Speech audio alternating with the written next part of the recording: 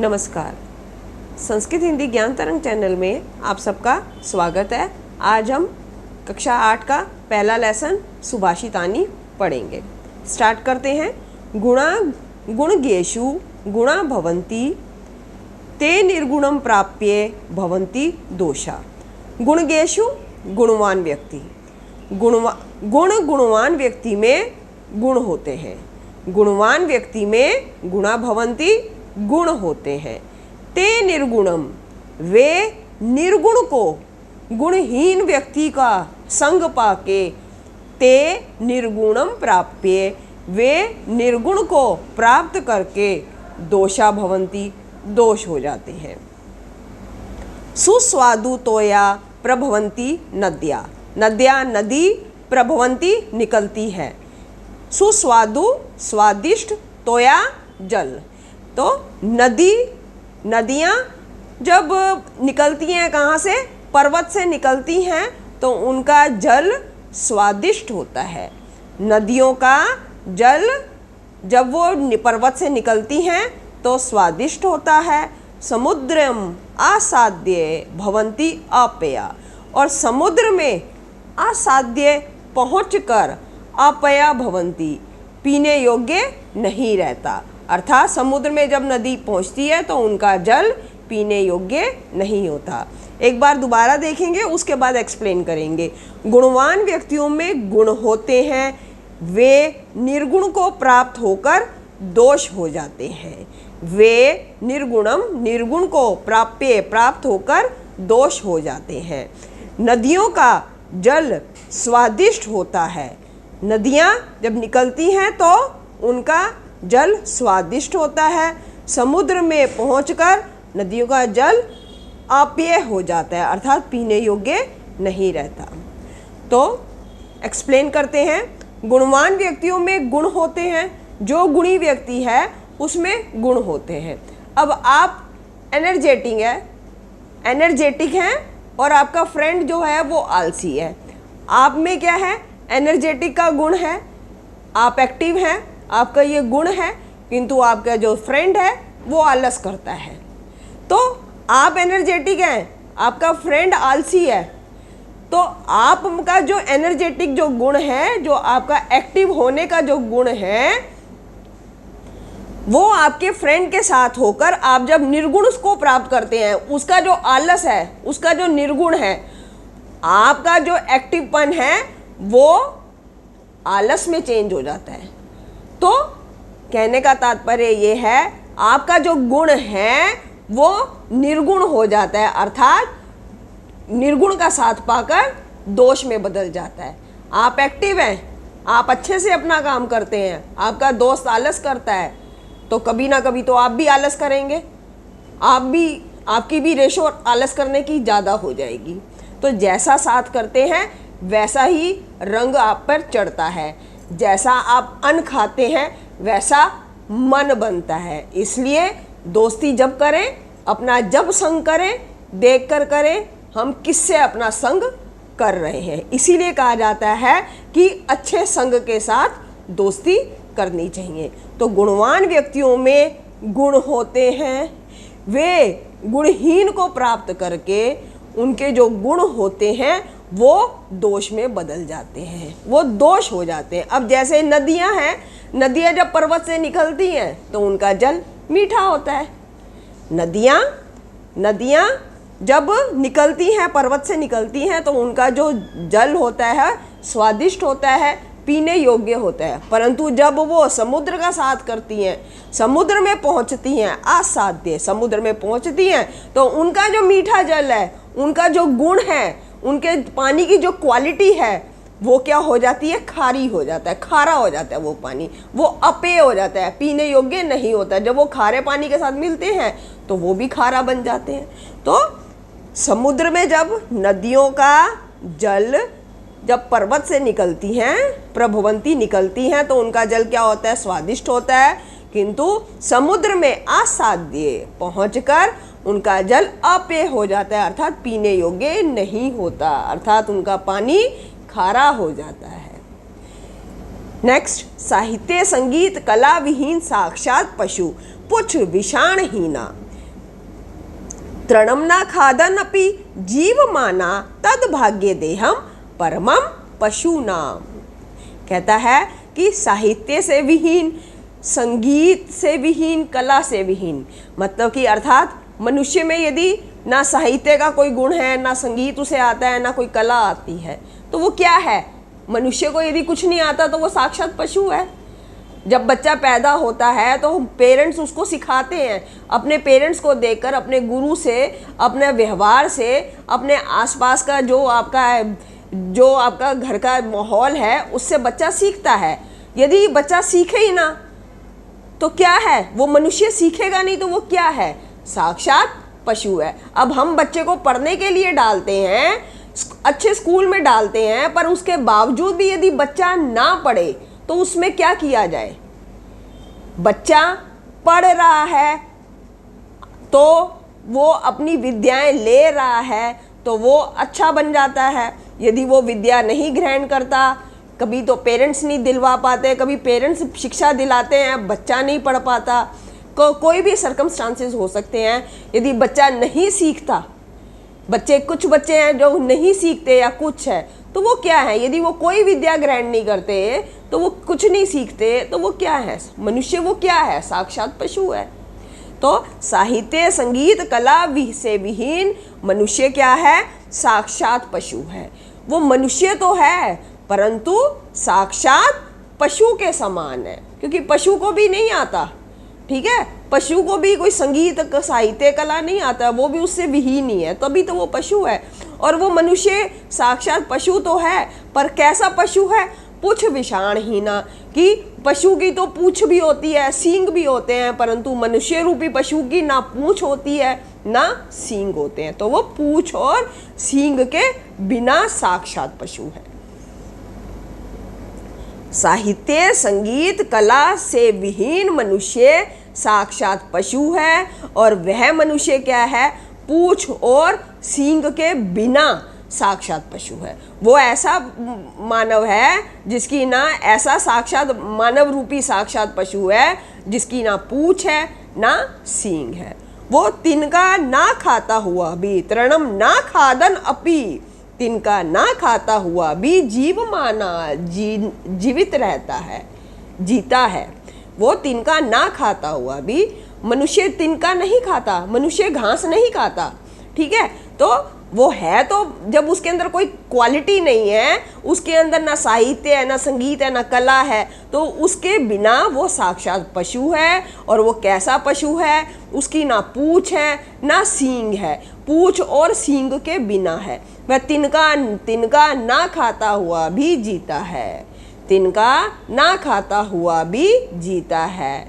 तो यह है तद भाग्य ध्येयम परमम सौभाग्यम, यह पशुओं का परम भाग्यम सौभाग्य है, अर्थात ये पशुओं का परम सौभाग्य है कि मनुष्य रूपी जो साक्षात पशु है वो तिनका नहीं खाता। यदि मनुष्य तिनका खाने लग जाएगा, घास खाने लग जाएगा, तो पशु क्या खाएगा? तो यह पशुओं का परम सौभाग्य है कि मनुष्य तिनका नहीं खाता। ठीक है, दोबारा देखेंगे। साहित्य, संगीत, कला से विहीन मनुष्य क्या है? साक्षात पशु है। वह पूंछ और विषाण अर्थात सींग, पूंछ और सींग के बिना साक्षात पशु है। वह तिनका ना खाता हुआ भी जीव माना, जीवित रहता है। यह पशुओं का तद, यह पशुनामा, यह पशुओं का परम भाग देहम, परम सौभाग्य है। ठीक है, नेक्स्ट देखते हैं। लुब्धम नश्यति यशा पिशुनस्य मैत्री नष्ट क्रियस्य कुलम अर्थपरस्य धर्मः विद्याफलम व्यसनीनः कृपणस्य सौख्यम राज्यम प्रमत सचिवस्य नराधिपस्य। वो कहता है कि लुब्धस्य नश्यति यशा, लुब्धस्य अर्थात लालची, लोभी का यश नष्ट हो जाता है। लोभी का जो लालची मनुष्य है उसका यश नष्ट हो जाता है। ये नश्यति जो लिखा है, ये नश्यति क्रिया सबके साथ लगेगी। ठीक है, तो लोभी का यश नष्ट हो जाता है। पिशुनस्य मैत्री, पिशुन अर्थात चुगलखोर, चुगलखोर की मित्रता समाप्त हो जाती है, नश्यति नष्ट हो जाती है। नष्ट क्रियस्य कुलम, कहता है जिसकी क्रियाएं नष्ट हो गई हैं, अर्थात जो कोई काम ही नहीं करता, अकर्मणशील है, वो काम नहीं करता अर्थात अकर्मण्य है, ठीक है, जिसकी क्रियाएं नष्ट हो गई हैं उसका कुल नष्ट हो जाता है। अर्थ परस्य धर्म, जो अर्थ को अधिक महत्व देता है, धन को अधिक महत्व देता है, उसका धर्म समाप्त हो जाता है। विद्या फलम व्यसनीना, व्यसनीना अर्थात बुरी आदतों वाले का विद्या का फल, जिसमें बहुत सारी बुरी आदतें हैं, बुरी व्यसनीन है, जिसमें बुरी आदत है, बुरी आदतों वाले मनुष्य का विद्या फल नष्ट हो जाता है। कृपणस्य सौख्यम, कृपण मतलब कंजूस, कंजूस का सौख्यम सुख नष्ट हो जाता है। प्रमद सचिवस्य, मतलब कि जो प्रमाद करने वाला जो सचिव है, जो काम नहीं करता, प्रमद मतलब कि विलास में ही रहता है। प्रमद सचिवस्य, जो प्रमाद सचिव के राजा का राज्यम, राज्य नष्ट हो जाता है। दोबारा देखेंगे एक बार, वो कहता है लोभी का यश नष्ट हो जाता है, लालची का यश नष्ट हो जाता है। कैसे नष्ट हो जाता है यश? लालची का यश नष्ट हो जाता है। कैसे यश नष्ट हो जाएगा?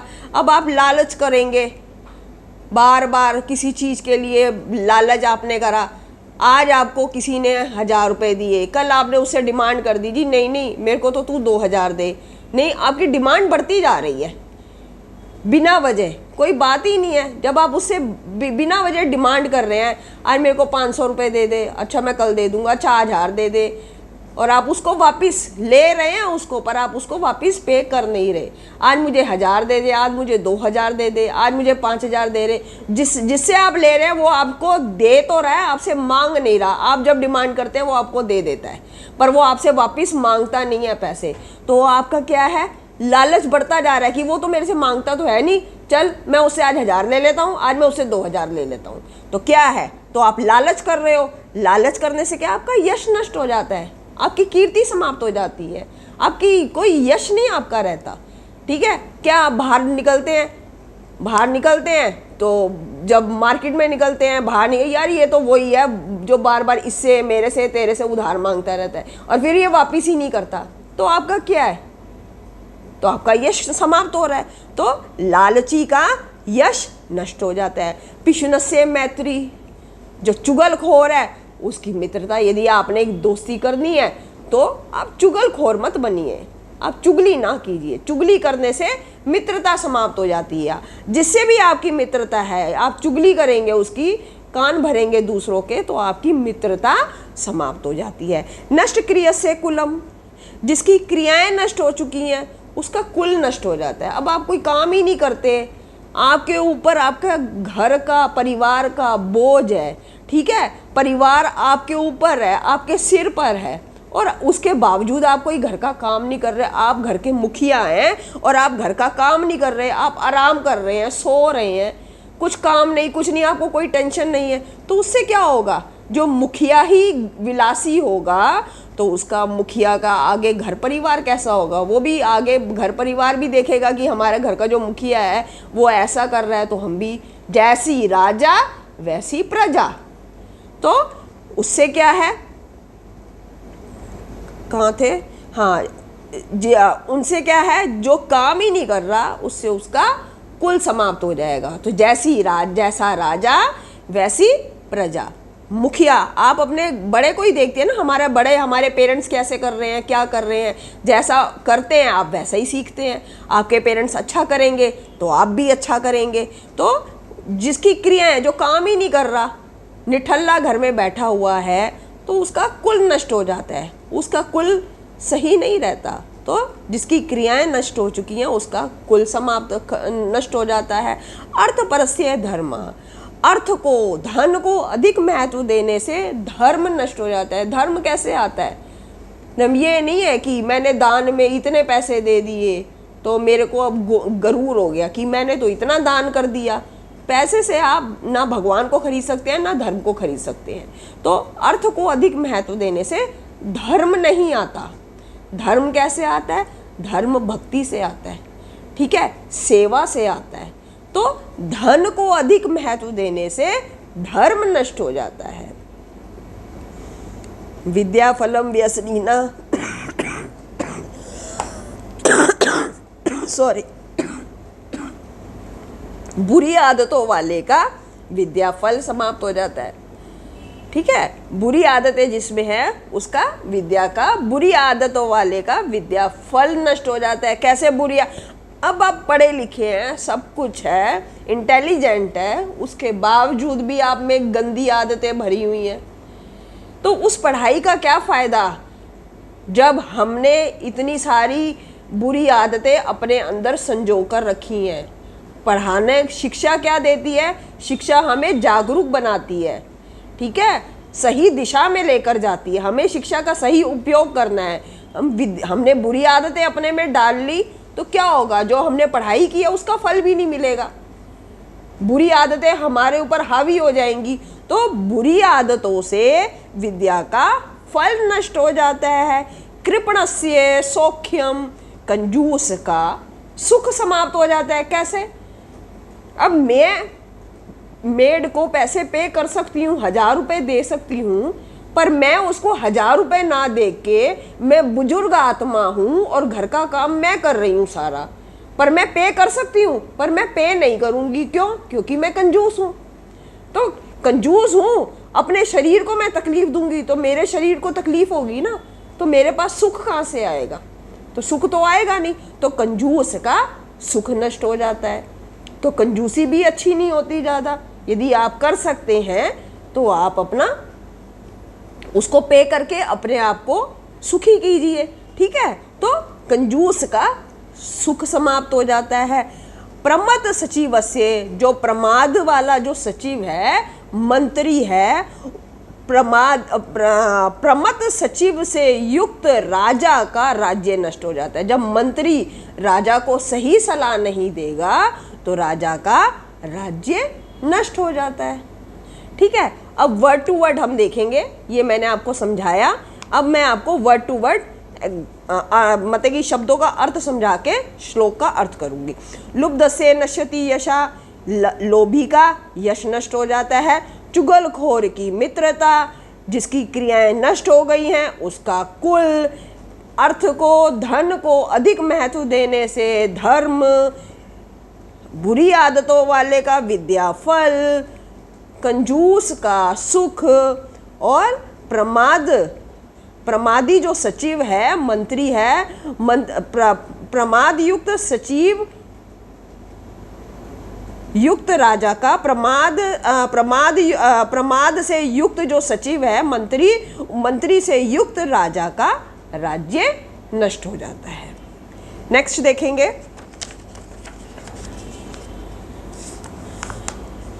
पीत्वा रसम चा कटुकम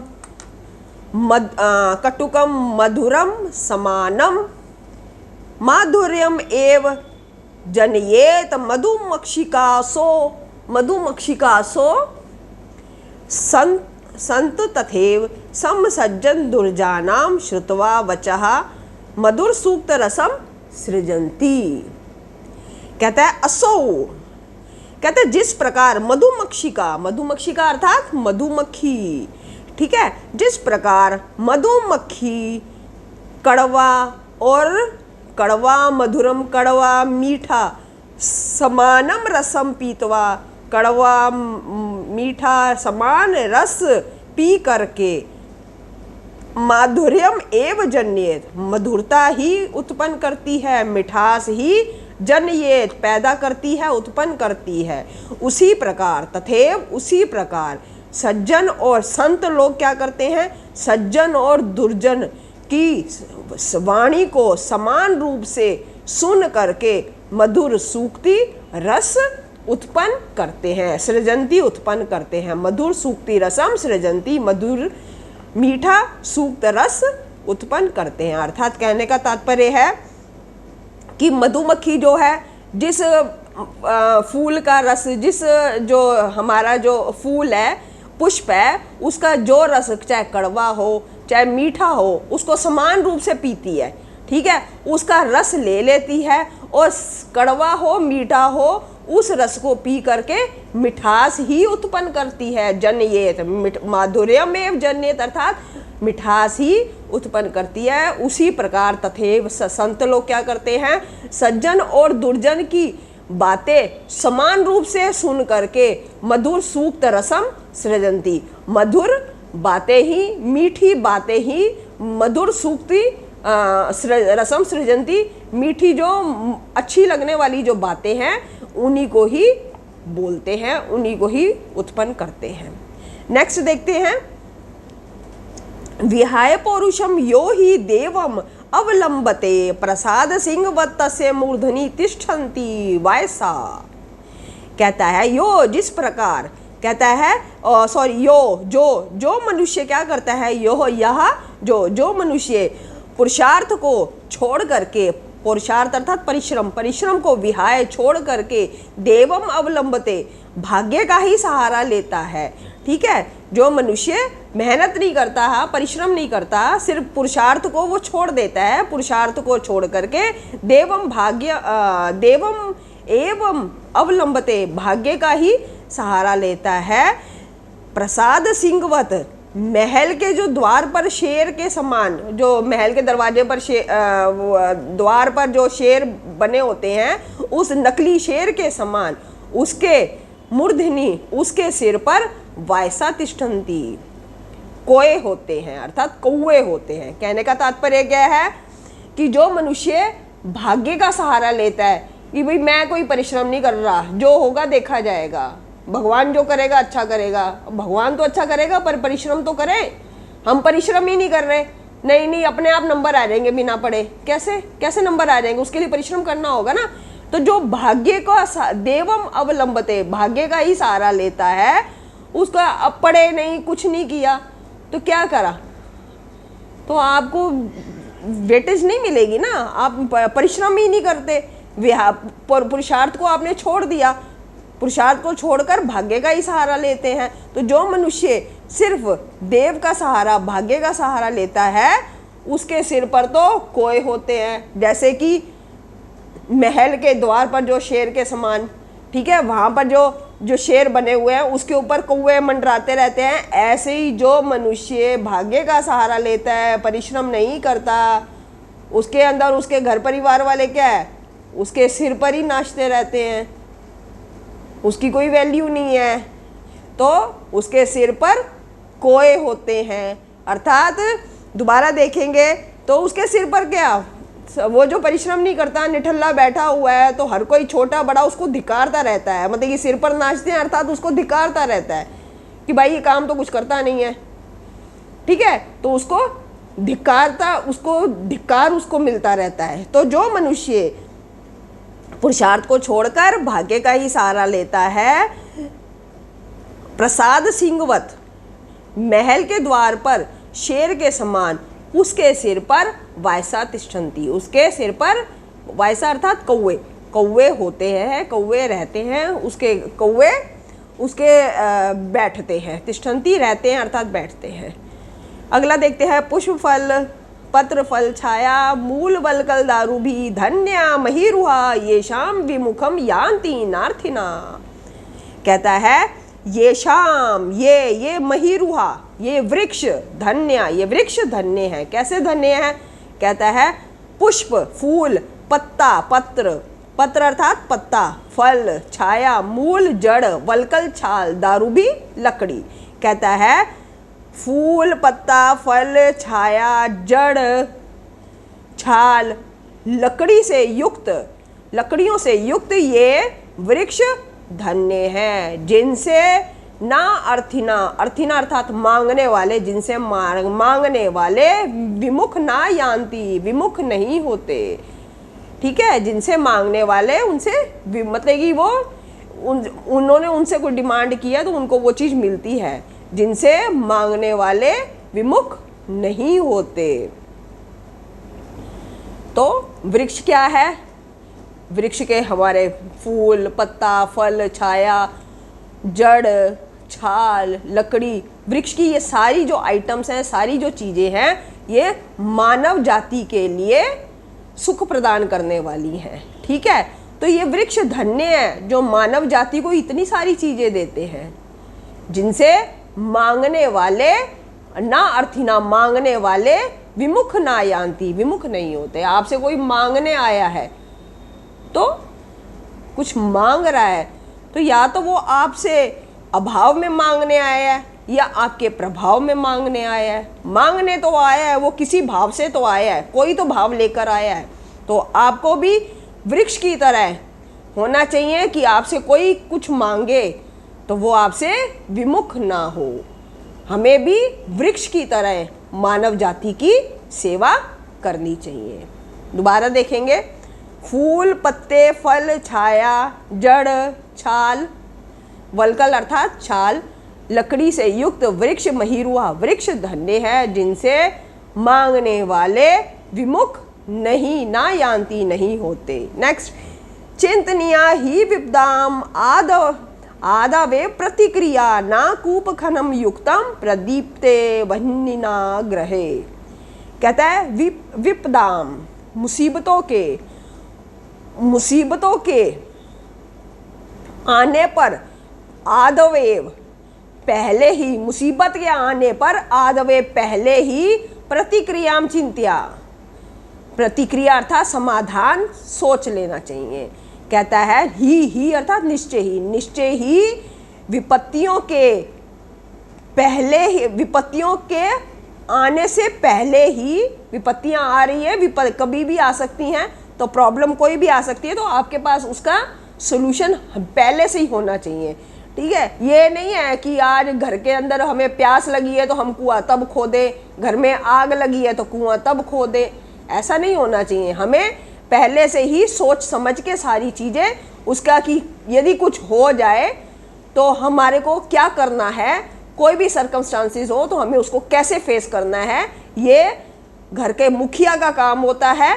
और घर का मुखिया अपने घर के सभी सदस्यों को इस चीज़ से अवगत कराता है और उनको समझाता है कि हमें पहले से ही रेडी रहना चाहिए। ये नहीं कि कोई प्रॉब्लम आई तो हम तब रेडी होने जाएंगे, नहीं।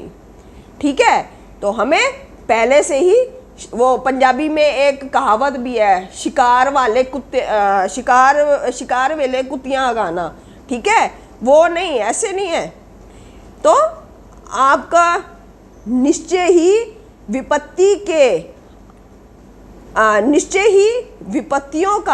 विपत्तियों के आने पर पहले से ही प्रतिक्रिया समाधान सोच लेना चाहिए। घर में आग